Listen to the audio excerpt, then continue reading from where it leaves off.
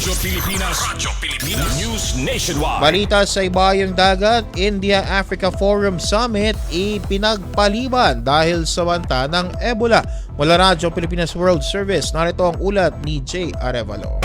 Radyo Pilipinas Report. Nagpasya ang India at African Union na ipagpaliban ang nakatakdang India-Africa Forum Summit dahil sa pangamba sa lumalalang outbreak ng Ebola sa ilang bahagi ng Afrika. Ayon sa ulat, nakatakda sanang idaos ang pagpupulong sa New Delhi sa susunod na linggo, ngunit inuna ng mga opisyal ang kaligtasan ng mga delegado at lider mula sa iba't ibang bansa. Lumalala ang sitwasyon sa Democratic Republic of Congo kung saan daan-daang hinihinalang kaso at mahigit 100 pagkamatay ang iniimbestigahan kaugnay ng Ebola. Nagdeklara na rin ang World Health Organization ng International Health Emergency habang pinaiigting ang pagbabantay sa mga paliparan at border crossings. Sinabi ng India na mahalagang matiyak ang buong partisipasyon ng mga bansang Aprikano nang walang banta sa kalusugan. Wala pang bagong petsa para sa summit, ngunit tiniyak ng magkabilang panig na mananatiling matatag ang ugnayan at kooperasyon ng India at Africa sa kabila ng krisis pangkalusugan. Mula sa RP World Service para sa Bagong Pilipinas, ito si Jay Arevalo, Radyo Pilipinas, Radyo Publiko.